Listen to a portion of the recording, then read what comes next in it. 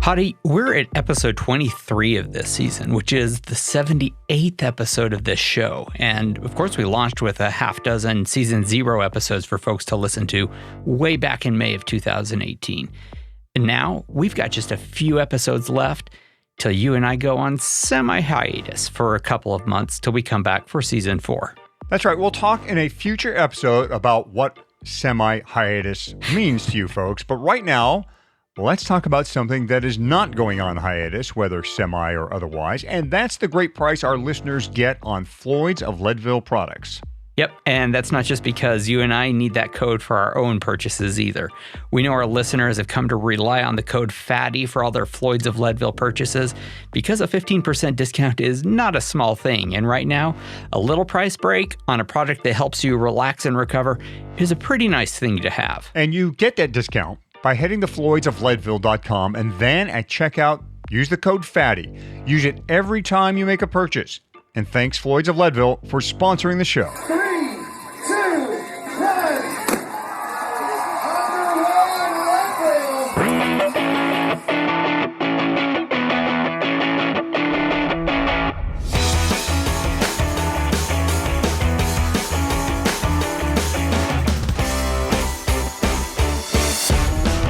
Leadville, the podcast for the 100-mile mountain bike race presented by Floyd's of Leadville. It is season 3, episode 23 of the show that breaks down, builds up, gets you ready, and freaks you out for the highest and hardest one-day mountain bike race in the country.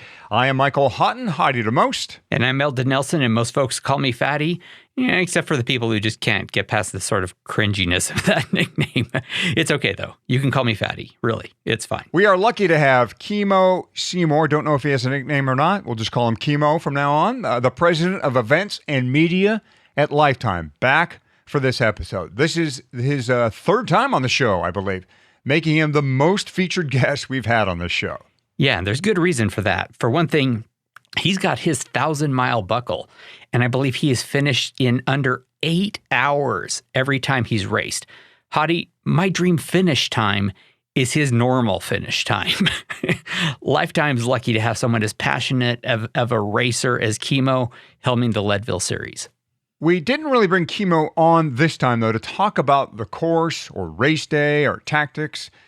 It's been a bad year, simply put, for racers, and we wanted to talk with this guy whose job it is to look past the problems we've got right now and start thinking about what will hopefully be a brighter 2021. Yeah, Kimo brought a very hopeful vision into this conversation. It was refreshing to hear, and I think it's just what our listeners and we, frankly, need. Fatty, many of our listeners might know, maybe some don't, that this is not the only podcast you and I do together. We've also partnered up with Josh Portner and the good folks at Silka for the Marginal Gains podcast. We've talked about it before and even had Josh on to talk about finding marginal gains for the Leadville Trail 100. Yeah, that's no coincidence, Hottie. You and I and our listeners appreciate great gear. And Silka definitely makes the finest pumps and many of the finest tools of any company out there. But there's something else that the shows have in common that you and I didn't have anything to do with, and that's sponsorship by our good friends at Shimano. Yeah, I think you and I were pretty surprised when Josh told us that Shimano would be joining Marginal Gains as a sponsor, since Shimano already, of course, sponsors this show. Yeah, surprise, but a great fit. The fact is, Leadville and Marginal Gains listeners have something in common. We love well-designed, well-engineered, reliable components, and that's Shimano. Yeah, and Shimano is coming up on its 1-century celebration in less than 200 days. And they just keep innovating and refining and building the best components and brakes around. And that is why, whether we're on this podcast or Marginal Gains, you're going to keep hearing us talking about Shimano. Check out all of the best bike brakes and components you can buy at bike.shimano.com. And here's another crossover for you, Hottie. This podcast is the third place I've actually worked with DNA Cycling. I have several iterations of the Fat Cyclist kit, because you have one of those. There's, of course, the Leadville podcast kit, and I also wear the Adobe Cycling Club kit. I'm very likely to be representing 3 different media or software companies on any given day, any given ride, but I guarantee you every single ride I am on, I'm wearing a DNA cycling kit. For some of these, I've been the one to select the clothing and the cut and the fabric. And for some, I'm just a consumer. But across the board, I am a huge fan of DNA cycling. I've got a couple years worth of our podcast jersey and one of the Fat Cyclist kits. And you're right, DNA has a wide variety of kit for roadies and mountain bikers with cuts all the way from skin suits to free ride. And whether you're looking to design your own kit for riding or just want great gear at a great price, head to DNAcycling.com. That's DNAcycling.com. Fatty, since this is the third time we've had Kimo on the show, I don't even know whether we need to introduce him now. We could do those. Our next guest needs no introduction, but I think we're going to introduce him anyway. He hasn't always had president in the title for each of the interviews we've done before, but now his title, at least in his email signature, is President of Events and Media at Lifetime. We are talking with a big shot. Title aside, I'd say that Kimo's a guy who loves the same race we do and is looking forward to getting past this year and on to, hopefully, a race-filled 2021. Yeah, I'm looking forward to that too. This is going to be the first in a couple of conversations we'll be having with the folks at Lifetime. This one, with Kimo, it's about big picture. And we're looking forward to digging into race logistics and details with the other Lifetime folks in a very near upcoming episode. And there's Kimo Seymour with the Lifetime crew, Senior VP of Media and Events. And as always in that mix, Matt Crowley from Fitness Utah. Kimo, it is always so great to have you on the show. Thanks for joining us. It's been the craziest and, let's face it, worst year ever. And one of the first things we want to do is just ask, A, how are you doing? And B, how is the Leadville Race Series doing? First off, thank you for having me back on. It's exciting to reconnect with both of you. Appreciate your continued passion for what we do in Leadville and being such a big part of it. And as always, I'm honored to be on the show. So really appreciate it. I'm doing fine. It's been super challenging year, as everybody knows.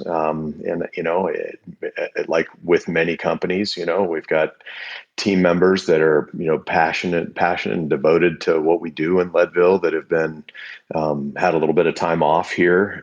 Happy to announce that we've got, the bulk of the team coming back over the next few days and getting back at it. So there's a little bit of light at the end of the tunnel. Super excited to have Tim Brocious, our race director, Rich, who helps with the operations and volunteers, Sarah Mahan, who helps on the sponsorship activation side, all back with us and getting ready to, fire up for next year. And so, while, as it's been, to be honest, it's been a terrible year for the Leadville Race Series with regard to putting on races. We all know we just haven't been able to do them. But in the grand, there's no spin you can put on it, right? It's just been a bad year for everyone. It really isn't, But what I would say is, I've tried to keep things in perspective. There are hundreds of thousands of people dying around the world, and what we're doing is, we get the honor of putting on these great events that are aspirational for people and inspire people to live healthy and to be healthy, and the irony in all of this is, the things that help people be the most healthy are the things, or some of the things that have been impacted the most, are shutting down health clubs all over the country. I mean, what an industry! Like, how you can't think of an industry that should be thriving more than ever right now, and things that help people stay healthy, which we know helps people fight this COVID thing. The healthier you are, the less likely you are to have long-term effects or to even for it to even be fatal. And yet here we are. We've had to shut down virtually everything that people are doing that help keep them healthy. So it's been a year of pivots. It's been a year of pivoting to getting creative with how we can still connect with people and help them live that healthy way of life. But it's been a challenge. So, yeah, it's been a year. Health has been probably the number one topic of the year. If you were to assess the health of the race series right now, Kimo, where would you put it? Hadi, I'm gonna tell you, I think it's as healthy as it's ever been. This is, and we'll only know that's probably something that is more I'd have to, in retrospect, give you an answer. But so I'm looking into the future, and we're going to look back and say, you know what, I believe, the demand, the excitement. I believe it'll all be there a year from now when we're back to putting on events. We're hoping to start back up again. I know we've still got Austin Rattler scheduled here for November. Still think, I wish I knew 100%. It's tough, Texas. It's been they've had some challenges down there, but they've also been pretty progressive and aggressive about getting things back to normal. So, there's a chance we could still have, that Josh and the team could still have Austin Rattler here this fall. I think by the time we get back to the regular Austin Rattler, which is in, I believe, April, I'm pretty confident we'll be back to some semblance of normal by then. So, I think the answer to your question is going to come, looking in the rearview mirror 12 months from now.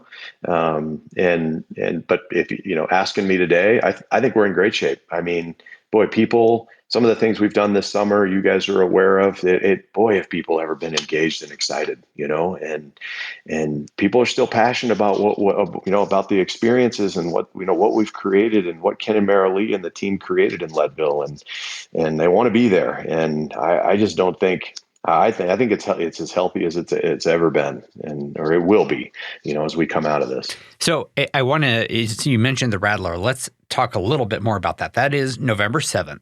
So coming up soon. Do you know if that's sold out, or are there still slots available? No, we still got slots available. That's still open. Yeah. And the real big question I had for you is, honestly, I'm not sure how 2020 could have dogpiled on Lifetime more, right? You had the registration issues at the beginning of the year, then the pandemic. And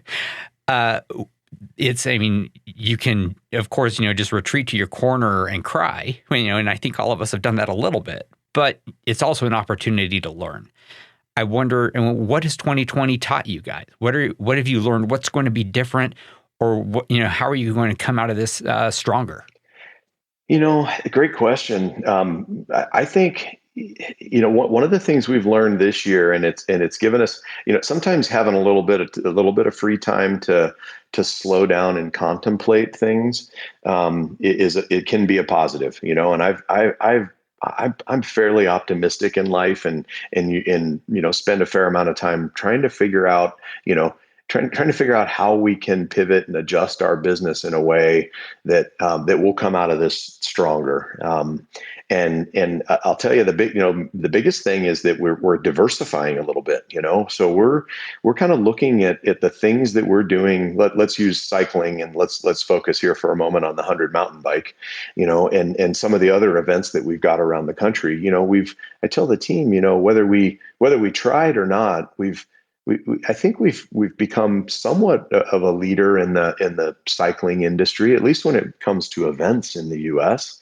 And there's an expectation that we should lead, and there's a responsibility that goes with that. So, I think we've got an opportunity to continue having a positive impact on what's happening in cycling, and one of the ways to do that, and I think you had planned to ask a little bit about the 100,000 foot challenge that we did. What we're learning is that we can engage with people and get people pretty fired up about Leadville without them ever even having to go to the town. And so you're going to see, I think for us, diversifying the way we reach people and help people get, use bikes as an example to get healthy.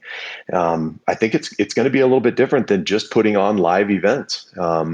I think there'll be some minor adjustments. I think by next year, we'll have some minor adjustments we'll have to make at the events, but I think we've now created some things that we know we can reach a much broader audience and help the people that, either just you can't afford to get to Leadville and do one of the events, or just for personal reasons can't get there. There's all kinds of reasons that they'd love to be able to go and ride the 100, or the Silver Rush, or some of the other events, the stage race, but they just can't. And so we've learned that we can create some, like, this virtual challenge world that allows people to feel like they're a part of something that has to do with Leadville, Yeah, I want to say that, because our listeners won't know about this, but My most intense race experience of this year was actually with you personally, Kimo. You and I had a nice little text exchange going. Our listeners won't necessarily know, but Kimo and I were within a couple of feet in terms of climbing of each other, and we were leapfrogging each other, and there was a little bit of trash talking, I will say. And I was having a ton of fun with it. So, I mean, at least personally, the Leadville 100,000-foot challenge became exactly what I needed in terms of having something that I was striving for. I was personally seeing if I could get to 200,000 feet of climbing.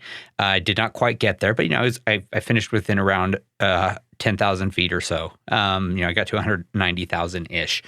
And I also wanted to beat Kimo. And I saw other folks that were out there. There were a couple of people who got 300,000 feet plus of climbing. And you had, I mean, maybe you can tell me, but it seemed like you had north of 2,000 people who had registered for this thing. It's pretty impressive. Yeah, I have to agree that was fun. I mean, I felt like I was in the race, kind of duking it out with you and Ali Tetrick. By the way, she was out in California, and you know what she did? She kind of smoked us at the end. She didn't record any of her or upload any of her workouts until the last couple of weeks. And I thought, oh man, I just dropped her. And then she came by like in a sprint in the finish there, and I think she might have gotten over a couple 100,000 feet. But yeah, how fun was that? I mean, and so many people were talking about that, and just some people, lots of people I was talking to that just, they were just doing everything they could just to get to the 100,000. I mean, we got a guy at 1,000-mile buckle guy that works for us at Lifetime in Minnesota. And I don't think he ever left Minnesota. He had a hill that he would go out and ride, 100 times a day, repeats on this hill. And Jordan Hill, he did it, he did pretty much the entire challenge on one hill. It was probably, 200 feet every time he went up and down, So yeah, it was pretty fun seeing how that created a little bit of competition, a little bit of a whole lot of motivation for people. It was pretty fun. Yeah, we've had to get creative here in 2020 in a lot of ways, but I certainly think, Fatty and Kimo, to both of you, that people are ready to get back to start lines already right now. Yeah. We can't, obviously. Hopefully, there'll be an Austin Rattler. Hopefully. We don't know yet. But Kimo, for you, I'm wondering, have you even tried to look in your crystal ball at 2021 and envision what's starting? And Lifetime, again, puts on a lot of events, not just bike events, but you'll have some months to kind of consider this before your first events start coming up. But have you tried to look ahead a little bit and imagine what start lines might look like for you folks coming up in 2021? I have, and watching what there have been a few races that have gone off here recently. I've seen a few trail races, a few bike races here and there. And I've watched what they're doing. And I think what they're doing today, I think is likely, my gut says it's significantly different from what we're going to be doing a year from now. I think the environment today is dramatically different from what it's going to be next summer. So while we are definitely setting ourselves up and creating protocols and everything based on what we know today, and kind of let's say preparing for the worst, right? And the worst is kind of where we are right now. And if we were putting on a race today, what would we be doing? So we're preparing for that. But I got to be honest with you. I've told the team, I don't want to get too political today, but I think, I think three things have to happen here with this thing. I think we've got to get through an election. We've got to have a vaccine, and we've got to have it widely distributed. But the reality is the vaccine is not going to be a cure. This isn't going to cure this thing. And we're going to have to figure out how to live with this. And, now we'll have, hopefully we have a treatment. And that treatment, I think, will allow for a little bit more freedom, a little bit more transition back to what might be the new norm. And hopefully that new norm is kind of like what the old norm was. And the reason that I've been resistant to even trying to put on an event, even say in the next few months, is part of it is I've talked to you guys in the past that we just really focus on creating great experiences for people.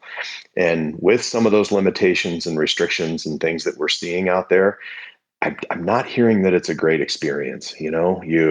There's no pre-race anything. They mail you your packet or you pick it up the morning of. You show up, you're spread out. You can't get close to anybody. You get out on the course. You got to stay on. You cross the finish line. They're like, hey, get in your car, leave. You got to go, get out of here. It just, to me, all that is part of the overall experience, not just the gun going off and crossing the finish line, but everything else.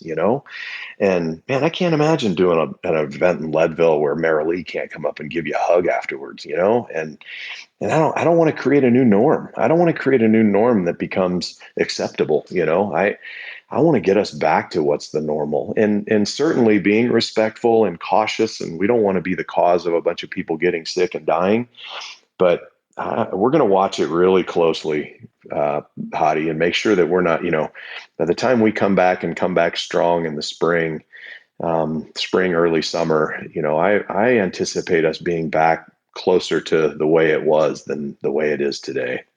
That's a really positive way to look at things. I guess I have gotten so used to thinking about worst possible worst possible outcomes that I forget sometimes to think about that there is also a best possible outcome, right? And I love that you guys are thinking in terms of both of those things, that there's a possibility, of course, that there might be a working vaccine, but we all still need to, socially distance ourselves at the start line and get out of Dodge at the finish line, right? That might happen. I would still come to Leadville and race the 100 under those circumstances, but I love that you're also thinking in terms of, well, maybe we can have something that has some accommodations, but still feels like the Leadville 100 experience that we've all, loved for 2+ decades. Yeah, I think it's going to be a combination of being safe, but having fun. And I don't want one without the other. I want to make sure we've got to have both. And, if it's all about being safe and it's not going to be any fun, I don't think we want to do it, but I really believe, I keep saying my crystal ball isn't any more clear than yours or anybody else's, but you know what, it's my job and my responsibility to work with our team. I've said before, I have such a fantastic team, and they're doing a great job of getting us ready for kind of the worst case scenario. But I do believe we're going to be back to some semblance of normal by this time next year.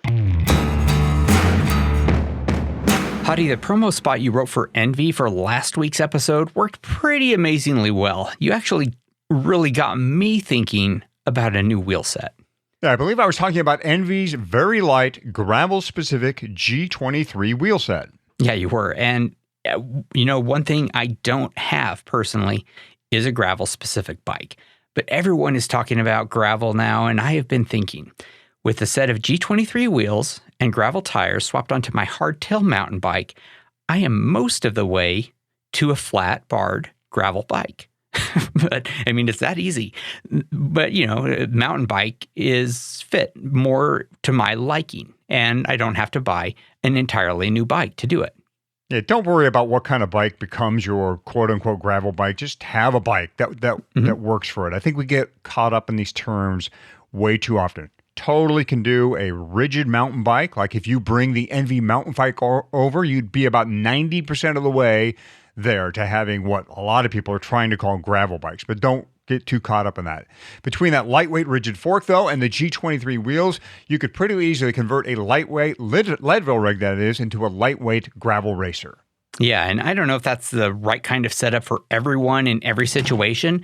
It's definitely a more upright bike than most gravel bikes, but it would be a very capable bike for any gravel dabbler out there, and I'm thinking of doing a little bit of gravel dabbling. And you might see me training next year on a mountain bike set up for some gravel road speed. I may even race the Crusher and the Tusher and some local gravel courses that way.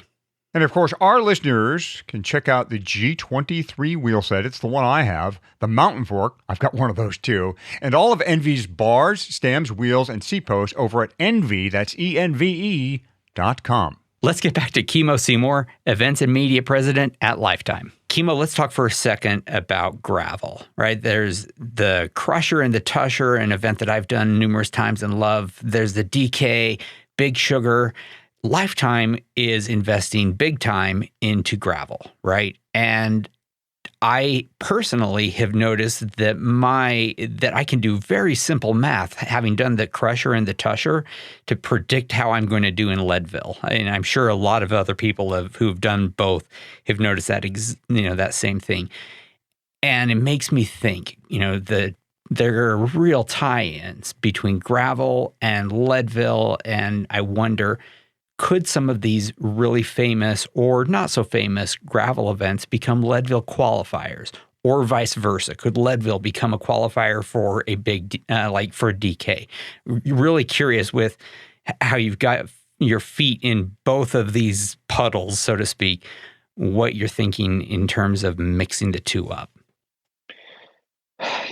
Great question, Fatty. We've had some conversations about it, but I'll tell you. One of the things that we've been cautious about with some of the acquisitions that we've done is that we keep that we let those founders kind of drive the vision for how they want to continue to grow the events, because quite honestly, they're the ones that got them to where they are, and for Burke, down at Crusher, I don't know that he wants to have his event become a qualifier for some other event, and quite honestly, with Dirty Kanza, the idea to start expanding gravel, it was that team, the DK team, that actually went down and put all the energy and work into establishing another event down in Bentonville with the Big Sugar that unfortunately, we had to cancel this year, but boy, that thing, they had the vision for it, and it wasn't as a qualifier for DK. It was as another kick-ass gravel event, all in and of itself. So could a gravel event become a qualifier for Leadville? Sure. I think that's a possibility. I don't know that anything we own right now is the right fit for that, just because Burke, and that'd be a call Burke would have to make down in with Crusher, or Christie and Leland and at DK, and those events are so strong and stand so solidly on their own. I think it would be a disservice to make them, sort of serve as a qualifier for some other event, and then same with Leadville. Leadville is just it's so iconic and just stands, so solidly on its own, that, I don't anticipate those becoming qualifiers for each other, but, I could certainly see, other events getting established, and potentially becoming qualifiers for, say, a Leadville. Yeah, I think we've crossed this bridge here before on the show, Kimo, and that is the idea of getting more qualifiers out there, so folks in parts of the country who have a harder time getting to the existing qualifiers have easier access. The Southeast comes to mind. And that's where this question came up between Fatty and I about, well, maybe they could use some of their new gravel races as qualifiers. So if you want to keep them compartmentalized, and I think that's probably a great idea in the end, is there any discussion about expanding the Leadville qualifier series so some of those, shadow spots in the country get fulfilled with an opportunity to get into the Leadville 100? I feel like, Hadi, I feel like we owe you guys a new qualifier, because I think maybe on the last time on the show we told you we had something coming, and we have been working on something in the Southeast that you hit the nail on the head. We've got to serve a crowd down there that's been demanding it for a long time, or requesting it. And it's it's such a great area down there. So I've been out and spent some time. Actually, fortunately, got to go out about a year and a half ago. Spent some time with George Hincapie and Christian Vandevelde riding some trails out there, and saw some phenomenal stuff out near Greenville, outside of Charlotte, up near Asheville. That area, I think that area is just ripe, and so we've done some work on it. My hope is that we have something that's ready to launch by next year. So I can give you that much, that I've asked the team to really put some energy and focus into it, and I'd like to be putting something out there that we can serve that crowd in the Southeast by next year as a qualifier for 2022. Ooh, tantalizing. I'm, I'm looking forward to learning more about that. So 2022 and 2021, we'll ask a lot of the tactical questions to more of your team. But one thing everyone is wondering is, with everything that happened this year, with 2 waves of deferrals, is there even going to be a 2021 lottery? And will there? And I guess likewise, is there going to be one for 2022? So I'm gonna go out on a limb here. Don't hold me to it, but I think we're to a position we might be able to have a lottery this next year. Okay. So again, Michelle will answer the question here without getting too specific about the numbers, but I believe with everything that we offered up to try and get people to first off, we limited the number of people that we could have that could defer into 2021 because we just didn't, we didn't want to end up with an overcrowded event again. So it was it filled up rather quickly, as you know, and then people had to end up opting for 2022. I think we've had, additional people come back and want to defer, or, I'd be honest, in some cases, we've had people come back and ask for refunds. This is a challenging financial time for people. And we've tried to be really accommodating and understanding when people tell us, hey, I need my money back. I mean, 500, whatever, $400 or $500, $450 is a lot of money to me right now. And unfortunately, in these times, some people have needed that back. And so, we're so lucky with a company like Lifetime behind us. We've been able to help people out that way and offer those refunds. So I again, I don't want to speak for Michelle, but I think we've freed up enough. We might be able to do a bit of a lottery for 2021. That's the plan right now. That's good to know. Yeah, and then 2022 as well. Yeah, we hope we'll be back on track. By this time next year, preparing for a lottery for 2022. I want to circle back to the gravel question, Kimo. One of the things I've seen pop up these days is the term gravel pro. People are calling themselves gravel pro right now. I'm wondering how this affects the spirit of what have been grassroots events where we have pros. Now, most of them, I think, have great intentions about participation. They know that these are grassroots events and that they need to not get in the way of the amateurs and their goals, and that it's not all about them. And the LT Race Series, in fact, has, I think, done a nice job of balancing the prestige and attention a pro can bring to you, which is important, while making sure also that the folks that have been there all along are also being serviced. As more pros, though, Kimo, find their way to the endurance off-road world and start calling themselves gravel pros and whatnot, how do you plan to manage that balance between pro and the backbone of your races? Good question. We get asked that a lot, right? And you've seen, there's certainly been a lot of criticism in social media and mainstream media. If you saw what we did, I'll let's see, take the blame for it. But I did the deal with EF and Rafa last year to bring, some of the guys from EF out to DK and up to Leadville. And from my perspective, there will always be what I call the vocal minority, and some of those are the real hardcore steadfast. They've been around DK for years, or they've been around Leadville for long before the pros started showing up, and they're gonna and they've been critical of having pros come out. For me, I see it as just another kind of cool element of what's happening, and if anything, it's the front, it's the tip of the spear, right? It's a handful of people at the front that are out at DK or Leadville trying to go fast. Everybody else is just out there trying to do their personal best and finish, and they call it the less than 1% at the front that are duking it out for, because they make a living at it, right? They get paid by sponsors. They've got to make a living. And I think we can support everybody, to be honest with you. I think we can support the pros and their ambitions to make a living at riding, and they inspire people.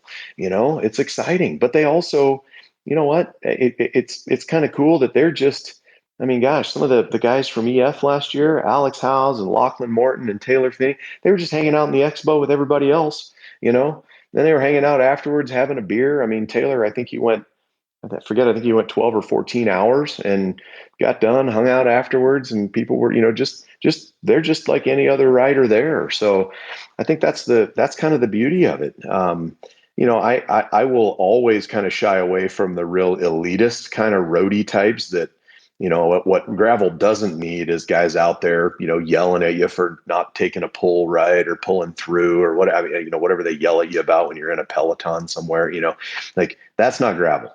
These guys are out there, and man, I saw TJ Eisenhart pull over and help. He's a pro, and I saw him pull over and help Taylor last year. In the middle of DK. It's just a bike ride. And so I'm not seeing it really sour what is happening in gravel. I think there's a place for the pros. I think 99% of the stories are still the people that are just crossing the finish line. They've just completing a dream, and we've got to watch it. We've got to be careful, but I think the direction it's headed, I kind of think it's cool. Yeah. I just think for the middle of the packer, their whole point is this: look, the pro up front, his race is no more important than mine. I'm here too, just like he is. And as long as they feel like they're getting treated fairly, like there's balance, there's that the pro's not getting any more love, attention, special treatment than he is or she is, then everything's pretty cool. And I guess that's where you have to strike your balance. Yeah, I mean, I don't know that the pro, I can't control what the media is going to do, but the media is not going to cover the middle of the packer anyways, right?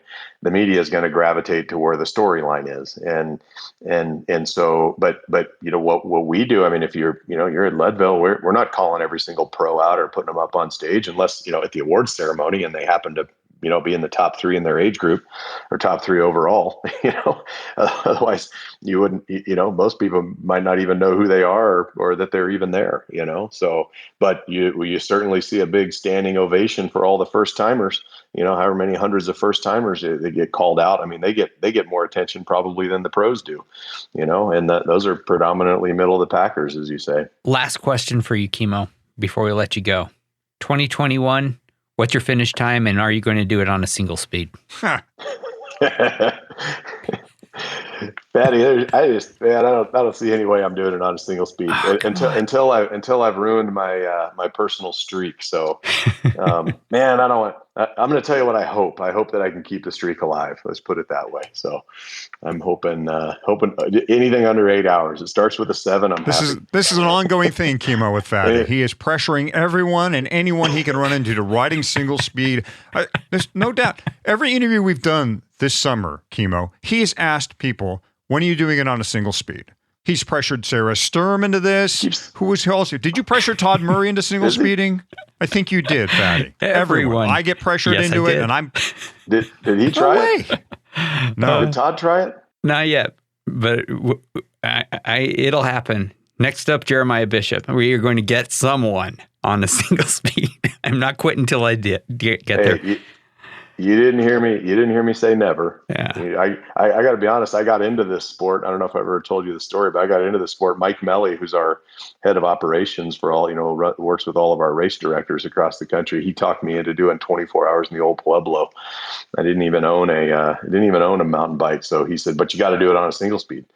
And so I did it on a single speed. It was great. Oh, that's fantastic. So there we go. It's an inevitability. Okay. After you get your first 8+ finish, then I want you to switch to single speed. Okay. Sounds all right. There's the deal for you. Fair enough. We're there. All right. Kimo, always fantastic talking with you. Thanks so much. Thanks, Patty. Thanks, Hottie. Good talking with you guys. Thanks for everything you're doing.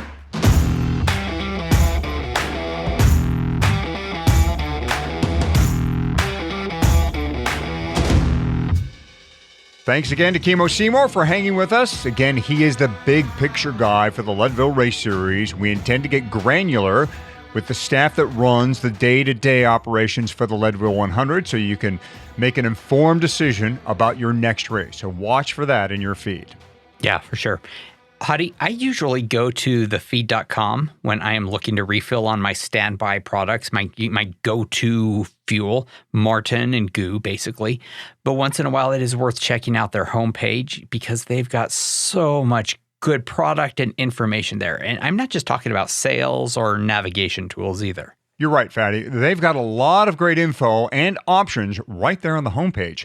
Live chat with an expert, what's new, expert guides on fueling and recovery, and the top 5 best-selling products for some of the most popular disciplines, including ours, cycling. It's interesting to see what other cyclists, not to mention our running, triathlete, and adventuring friends, are buying right now. Yeah, it's generally not a huge surprise to see what's in the top 5 for cycling. Martin Drink Mix 160 is number 1. I think you and I deserve some credit for that. But Scratch Labs Energy Chews are deservedly there. I think Scratch makes the tastiest chews around. And then there's Noon Endurance, and you and I've talked about that too. And I used some Noon Endurance just this past weekend for a very hot and sweaty ride. And there's some that have also flown under the radar, Fatty, to a degree or two. Have you ever tried Sir Alt Red? No, I have not. They make some strong claims about increasing oxygen delivery and helping with recovery, which are both very good things. The fact that they're on the feed's top seller podium tells me a lot of cyclists are trying it. And I really like the review system on products for the feed. The fact that this product has more than 100 reviews and is averaging 5 stars, that says some good things about it. Yeah, we might have to give that stuff a try, Fatty. It's also worth noting that our friend Ted King's Untapped Maple Syrup is there on the top 5 list right now. Yeah, it's a great reminder, Hadi. For the longest time, I kept Untapped in my rotation as something I'd use when I just couldn't cope with yet another normal gel flavor or texture anymore. It's a great product, but frankly, I just ran out and had forgotten to reorder. It's time to get that back into my training loop. Or back onto your pancakes, one or the other. So get some maple syrup from Ted. Yeah, we love Ted. When you do go back to the feed, you'll want to make sure to, first of all, know their website, which is thefeed.com/Leadville is exactly where we want you to go, because there you'll be able to sign up for a 15% discount on all your purchases. Yeah, for sure. And I've already done that. And huge thanks to the feed for their support of all 3 seasons of this show. Interviews have been a bigger part of this season's shows. Some of them like Frank Mattson of Citizen Pictures and Tom Murray, one of the 2 to ride all LT100s. Those folks we've wanted to have on this show for a very long time, since the beginning, in fact. And with the cancellation of the LT100 this year, interviews just became a good way to keep the Leadville conversation going. Yeah. And the thing about Hadi and I interviews is we tend to end up with shows that are on the long side. We both like to talk. Compound that with the 2 of us asking a guest questions, and you get some lengthy shows. And we keep better than 90% of those conversations intact, but some stuff does get cut. Oh, fear not, Fatty, for I am an admitted hoarder and have, like with a lot of my bike stuff, kept what did not make the final cut. And we plan on playing as much as we can in episodes where time allows, like now. So here's our first installment of what we're calling, and I just couldn't come up with a better name, Cutting Room Floor. I know, pretty obvious, but there it is. This time we have a little something extra from Frank Mattson of Citizen Pictures, the people behind the Race Across the Sky movies. Frank talks about how filming the race would be different now, and the challenges of filming on the power line with thunderstorms always a threat. Certainly a lot of drones. Drones now are phenomenal, and all kinds of things that you can do, and covering the whole course with multiple drones. This women's bike race that we did was the first time that we'd ever done anything live with drones. So there's a way to actually stream out of a drone, go to a bonded cell pack, and it goes into a production truck. And that's something that we've been playing around for the last couple of years, of doing more live things. And because the thing is now it still requires cell coverage. So it's not like a satellite uplink truck. You need cell coverage for it. So that's the lowest common denominator. But it's just the cameras are so much better and smaller and lighter that you could get them everywhere. You want to cover more and more of the course and not just the places that everybody knows of, Powerline and Twin Lakes. Like, you'd like to have all of these moments in between. I remember we were going to put a cable cam up on Powerline, and we were rigging the cable line, and Excel Energy came along and went, "What are you doing? Like, do you understand that this can arc from the power line?" It was like, "Okay, take it down." To hear the full interview with Frank Matson, check out episode 15 from this season. And if you like food, and pretty sure you do, Fatty. We all do. Oh, I know. Frank also produces diners, drive-ins, and dives for the Food Network. Yeah, such a great interview. I mean, I'm going to go back and listen to that Frank Matson interview again. And once again, big thanks to Lifetime Events and Media President Kimo Seymour for joining us for this episode. Let's wrap up Season 3, Episode 23 of the Leadville Podcast, presented by Floyd's of Leadville. If you like this episode, give us a 5-star rating and a review over at Apple Podcasts. Share it with your cycling friends, and please support our sponsors. Let them know you like that they make this show possible. Meanwhile, if you have ideas or questions for us, head to the Leadville100podcast.com comment section and get in touch. That's also where you can find a link to our Slack workspace and jump into our never-ending Leadville conversation. You can also find us on Twitter. I am at Fat Cyclist. Hottie is at Michael Houghton. And you can find us on Facebook in the Leadville 100 MTB Participants Group. Good luck, everyone, in your training. Thanks so much for listening, and we're going to see you in 2021 at the starting line. And as always in that mix, Matt Crowley from Leadville, Utah, riding, get this, a single speed, ladies and gentlemen.